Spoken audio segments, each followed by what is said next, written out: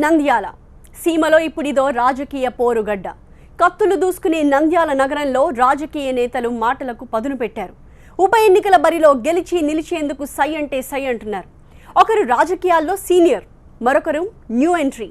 జనం ఎవరికి జై కొడతారు? సీనియారిటీకా, యంగ్స్టర్కా? అసలు ఇంతకీ నంద్యాల ఉప ఎన్నిక చుట్టూ ఎందుకింత హైప్ క్రియేట్ అవుతోంది? నంద్యాల కర్నూలు జిల్లాలో ఓ నియోజకవర్గం.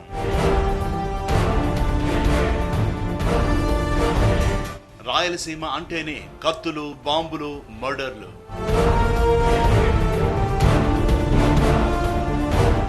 నంద్యాల కూడా అందుకు అతీతమేమీ కాదు. నంద్యాల పక్కనే ఆళ్లగడ్డ ఉంటుంది.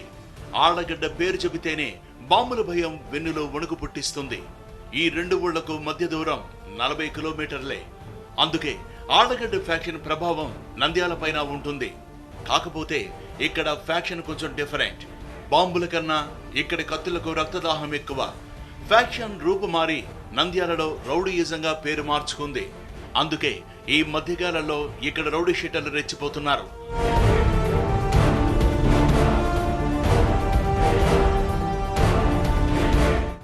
రెండు 2014 నుంచి వరుసగా నంద్యాలలో దాడులు జరుగుతూనే ఉన్నాయి. రౌడీయిజానికి 2 బలైపోయారు. దీనికి రాజకీయ కారణాలు ఉన్నాయనే ప్రచారం గట్టిగానే ఉంది. 2014 అక్టోబర్ 31వ తేదీన మున్సిపల్ కౌన్సిల్ సమావేశాల్లో కౌన్సిలర్లే దాడులు చేసుకున్నారు. అప్పట్లో వైసీపీలో ఉన్న భూమా నాగిరెడ్డి, టీడీపీలో ఉన్న శిల్పా మోహన్ రెడ్డి వర్గీయులు దాడులు చేసుకున్నారు. ఇందులో 2 గాయపడ్డారు. అదే రోజు municipal vice chairman Vijay Kumar ను కొందరు వ్యక్తులు నడి రోడ్డుపై రాడ్లతో దాడి చేశారు. దీని వెనక భూమా ఉన్నారని అప్పట్లో శిల్పా వర్గం ఆరోపించింది.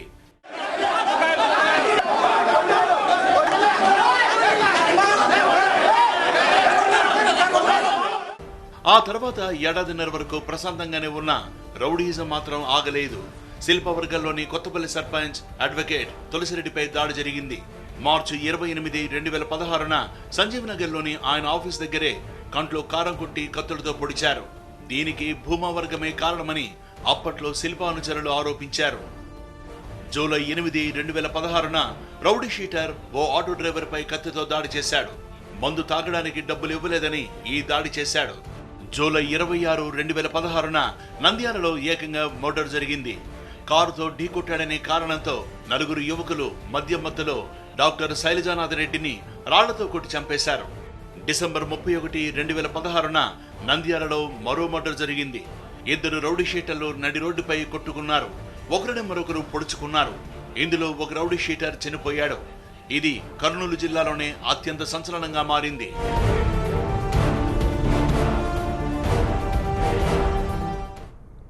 చూశారుగా నంద్యాల రక్త చరిత్ర. దీనికి రాజకీయాలకు లింక్ లేకుండా ఉంటుందా? ఖచ్చితంగా సంబంధం ఉండే ఉంటుంది.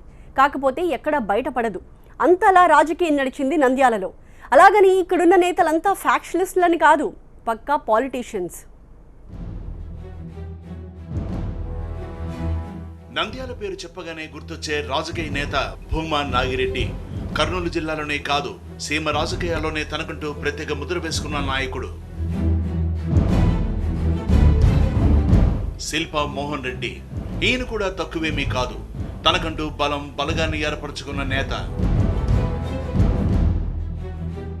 భూమా, శిల్పల మధ్య నంద్యాలలో రాజకీయం నడిచింది. ఇదంతా కూడా 2014 నుంచే. అప్పటి వరకు వీరి మధ్య ఎలాంటి పోటీ లేదు. దీని వెనుక రాజకీయ కారణాలు ఎన్నో ఉన్నాయి. 1955లో ఏర్పడిన నంద్యాల నియోజకవర్గంలో ఆధిపత్యం ఎప్పుడూ వ్యక్తులదే. పార్టీల కన్నా ఇక్కడ పోటీ చేసే అభ్యర్థే బలమైన ప్రభావాన్ని చూపారు. అందుకే ఈ నియోజకవర్గంలో ఎక్కువ సార్లు ఇండిపెండెంట్ అభ్యర్థులే గెలుపొందారు. అందులోనూ రెడ్డి సామాజిక వర్గానికి చెందిన వారే ఎక్కువగా గెలుస్తూ వచ్చారు. కానీ వారి ఓట్ల శాతం మాత్రం తక్కువ. నంద్యాలలో అత్యధిక ప్రభావం చూపించేవారు ముస్లింలు. నియోజకవర్గంలో 2,05,579 మంది ఓటర్లుంటే 55,000 మంది అంటే 8% కంటే ఎక్కువ మంది ముస్లింలే ఉన్నారు. ఆ తర్వాత బీసీలు కూడా అదే స్థాయిలో 45,000 మంది ఉన్నారు. ఈ 2 వర్గాలే ఇక్కడ డిసైడింగ్ ఫ్యాక్టర్. బలిజలు, వైశ్యులు 25,000 మంది చెప్పున్న రెడ్లు 30,000 మంది, దళితులు 20,000 మంది ఈ నియోజకవర్గంలో ఓటర్లుగా ఉన్నారు. ముస్లింలు, బీసీలు అత్యధికంగా ఉన్న నంద్యాలలో గెలుపు మాత్రం ఎక్కువ సార్లు రెడ్డి సామాజిక వర్గం వారిదే. అంతలా ప్రభావం చూపుతున్నారు వీరు. ఎన్ఎండి ఫరూక్ మాత్రం 3 సార్లు ఈ నియోజకవర్గంలో గెలిచి సత్తా చాటారు. మంత్రిగాను పనిచేశారు. 2004లో శిల్పా మోహన్ రెడ్డి ఇక్కడి నుంచే గెలిచారు. 2009లోనూ గెలిచి మంత్రి అయ్యారు. 2014లో మాత్రం భూమా చేతిలో శిల్పా ఓడిపోయారు. అప్పట్లో శోభా నాగిరెడ్డి అకాల మరణంతో సింపతి ఉన్న అతి తక్కువ మెజార్టీతో భూమా గెలవడం చర్చనీయాంశమైంది. అంటే నంద్యాల నియోజకవర్గంలో శిల్పా ప్రభావం అంతలా పనిచేసిందన్న చర్చ నడిచింది. అప్పటికే బలమైన రాజకీయ నేతగా ఉండడంతో శిల్పాపై గెలిచి తన సత్తా చాటుకున్నారు భూమా నాగిరెడ్డి. ఈ క్రమంలోనూ భూమా శిల్పాల మధ్య రాజకీయ విభేదాలు మొదలయ్యాయి. ఎమ్మెల్సీ ఎన్నిక సందర్భంగా భూమా నాగిరెడ్డికి డిఎస్పీ దేవదానానికి మధ్య గొడవ జరిగింది. ఈ సమయంలోనే శిల్పా వర్గం భూమాపై ఎస్సీ ఎస్టీ కేసు పెట్టించిందన్న ఆరోపణలు ఉన్నాయి. మున్సిపల్ సమావేశాల్లో గొడవ విషయంలోనూ భూమాను టార్గెట్ చేశారన్న విమర్శలున్నాయి. 2014 తర్వాత వివిధ కారణాలతో భూమా 2 సార్లు అరెస్ట్ అయి జైలుకు వెళ్లొచ్చారు. పోలీసులు ఆయనపై రౌడీ షీటును కూడా ఓపెన్ చేశారు.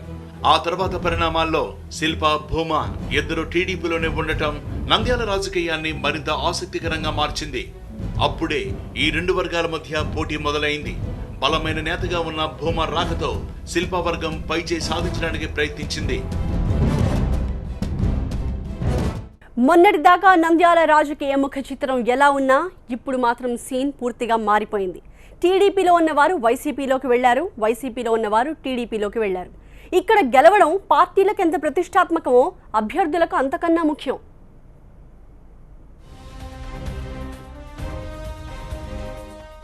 భూమా నాగిరెడ్డి మృతితో నంద్యాల ఉప ఎన్నిక అనివార్యమైంది. ఈ సీటు కోసం టీడీపీలో ఉన్నప్పుడు శిల్పా మోహన్ రెడ్డి తీవ్రంగా ప్రయత్నించారు. తమ తండ్రి సీటు కాబట్టి అది తమకే దక్కాలని భూమా కుటుంబం కూడా అంతే స్థాయిలో పట్టుబట్టింది. ఇదే నంద్యాల రాజకీయ ముఖ చిత్రాన్ని మార్చేసింది. నంద్యాల సీటు ఇక తనకు రాదనుకున్న శిల్పా మోహన్ రెడ్డి ఉన్నట్టుండి వైసీపీలోకి జంపయ్యారు. ఆ వెంటనే సీటును భూమా అన్న కొడుకు బ్రహ్మానందరెడ్డికి కన్ఫర్మ్ చేశారు చంద్రబాబు. ఉప ఎన్నికను ఏకగ్రీవం చేయాలనుకున్న భూమా కుటుంబానికి షాక్ ఇస్తూ శిల్పా మోహన్ రెడ్డిని తమ అభ్యర్థిగా ప్రకటించారు జగన్. దీంతో శిల్పాకు బ్రహ్మానందరెడ్డికి మధ్య జరుగుతున్న ఉప ఎన్నిక పోరు ఆసక్తికరంగా మారింది. భూమా నాగిరెడ్డి, శోభా నాగిరెడ్డి ఉన్నప్పుడు పరిస్థితి వేరు. ఇప్పుడు ఆ కుటుంబంలోని వారు రాజకీయ ఓనమాలు నేర్చుకుంటున్నారు. భూమా అఖిలప్రియ రాజకీయాల్లోకి వచ్చి 3 ఏళ్లు మాత్రమే అవుతోంది. మంత్రి అయ్యి 3 నెలలే అయ్యింది. అప్పుడే ఈ కుటుంబం ఒక కీలకమైన సవాల్ను ఎదుర్కోవటానికి సిద్ధమైంది. మంత్రిగా ఉన్న అఖిలప్రియ ఇప్పటి వరకు ఇలాంటి ఎన్నికల్లో నిలబడలేదు. శోభా నాగిరెడ్డి మృతితో ఆమె ఈజీగా ఎమ్మెల్యే అయిపోయారు. ఇప్పుడు పేరుకు బ్రహ్మానందరెడ్డి అభ్యర్థి అయిన నంద్యాల ఉప ఎన్నిక భూమా అఖిలప్రియకు కూడా ఒక సవాలే. అయినా అన్న చెల్లెళ్ళిద్దరూ ఎక్కడా వెనకడుగు వేసే పరిస్థితి కనిపించడం లేదు. భూమాపై ఉన్న సానుభూతితో పాటు అభివృద్ధి మంత్రము, యువ నాయకత్వము తమను గెలిపిస్తుందన్న ధీమాతో ఉన్నారు వీరు. తన అన్న వీరశేఖర్ రెడ్డి అకాల మృతితో భూమా నాగిరెడ్డి ఎమ్మెల్యే అయ్యారు. ఇప్పుడు అదే నాగిరెడ్డి అకాల మృతితో వీరశేఖర్ రెడ్డి కొడుకు బ్రహ్మానందరెడ్డి ఎమ్మెల్యే కావాలన్న కసితో ఉన్నారు. అజెండా అభివృద్ధి, ప్రజలకి ఎప్పుడైనా కూడా దగ్గరగా ఉండాలా, వారికి ఏ సమస్య వచ్చినా కూడా పలికేటట్టు ఉండాలనేది దాని మీదనే బేస్ చేసుకుంటున్నాము. అభివృద్ధి మీదనే బేస్ చేసుకుంటూ ముందుకెళ్తాం. ముఖ్యంగా ఈ ప్రాంతంలో నంద్యాల, ఆళ్లగడ్డ ప్రజలు మా కుటుంబాన్ని 30 ఏళ్ళకి పైగా ఆదరిస్తూ వచ్చారు. వారు ఇప్పటికీ వారి అభిమానానికి మా కుటుంబం అంతా కూడా వారికి ధన్యవాదాలు తెలియజేసుకుంటాం. శిల్పా మోహన్ రెడ్డి మాత్రం సీనియారిటీ మీద నమ్మకం పెట్టుకున్నారు. గతంలో పనిచేసిన అనుభవం ప్రభావం చూపుతుందన్న ధీమాతో ఉన్నారు. భూమా టీడీపీలోకి రాకముందు వరకు తాను చేసిన కార్యక్రమాలను గుర్తు చేస్తున్నారు. మరోవైపు నంద్యాలలో శిల్పాకు బలమైన కార్యకర్తల అండ ఉంది. మున్సిపాలిటీలోనూ కౌన్సిలర్ల మద్దతుంది. ఇవన్నీ కలిసొస్తాయని భావిస్తున్నారు శిల్ప.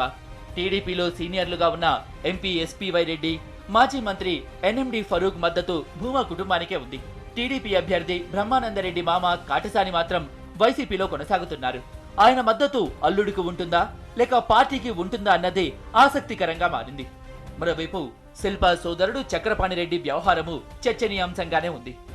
అన్న వైసీపీలోకి వెళ్లిపోవడంతో తమ్ముడు పరిస్థితి ఏంటన్నది ఇప్పుడు హాట్ టాపిక్. ఇక ఉప ఎన్నిక పోరు తప్పదని తెలిసినప్పటి నుంచి భూమా, శిల్పా వర్గాల మధ్య మాటల యుద్ధము మొదలైంది. నంద్యాలలో ఇప్పుడు మాటల యుద్ధం నడుస్తోంది. మొన్నటి వరకు ఒకే పార్టీలో ఉండి తెర వెనక విమర్శలు చేసుకున్న వారు ఇప్పుడు బహిరంగంగా సవాళ్లు చేసుకుంటున్నారు. నంద్యాలలో ఓడిపోతే రాజకీయాల నుంచి తప్పుకుంటామని అటు భూమా అఖిలప్రియ, ఇటు శిల్పా మోహన్ రెడ్డి ప్రకటించడంతో ఉప ఎన్నిక పోరు మరింత హీట్ ఎక్కింది. శిల్పా మోహన్ రెడ్డి గారు పార్టీ మారి వెళ్ళడం అనేది 1% కూడా పార్టీకి ఎఫెక్ట్ అవ్వదు.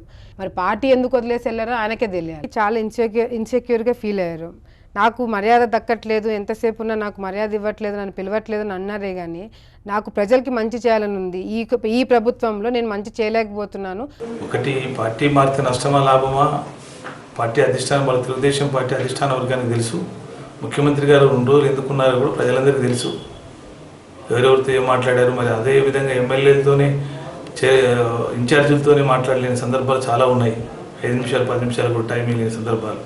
మరి తిరిగి 2 రోజులు ఇక్కడ ఉండి కౌన్సిలర్స్తో మాట్లాడడం, ప్రభుత్వ అధికారులతో మాట్లాడడం, ప్రతి వారితో కూడా కలిసి మాట్లాడడానికి ప్రయత్నం చేయడం అంటే మరి వాటి గురించి నేను ఎక్కువగా మాట్లాడాల్సిన అవసరం లేదు.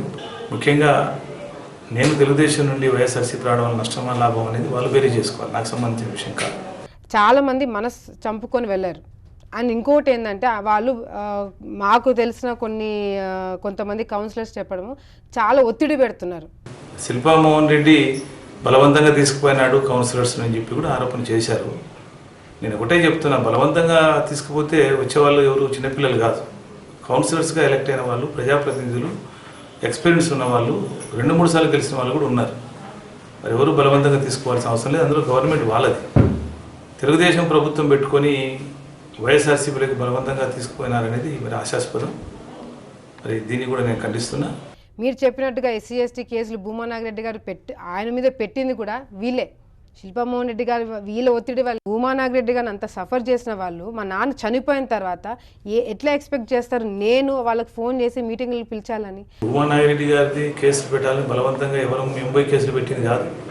వాళ్ళు పోయి మున్సిపాలిటీ మీద దాడి జరపడం, అద్దాలు పాల్గొట్టడము, చైర్మన్ మీద దాడి జరగడానికి ప్రయత్నం చేయటము, కౌన్సిలర్స్ వెంకట సుబ్బయ్యను మరి తల పగలగొట్టడము, అదేవిధంగా వైస్ చైర్మన్ గంగిశెట్టి విజయ్ కుమార్ గారు ఉన్నప్పుడు ఆయన బజార్లో ఇష్టం వచ్చినట్టు కొట్టడం, మరి ఇవన్నీ కూడా కేసులు పెట్టడానికి కారణమైన బలవంతంగా మేమే ఏదైనా ఏం సందర్భం లేకుండా కేసులు పెట్టే సందర్భం లేదు.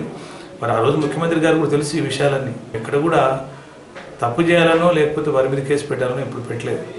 వాళ్ళు ఎప్పుడైతే మున్సిపాలిటీ మీద దాడి జరిపినారో మేము చేత కాకుండా ఇంటి దగ్గర కూర్చోలేం కాబట్టి తప్పని పరిస్థితుల్లో కేసు పెట్టాల్సి వచ్చింది.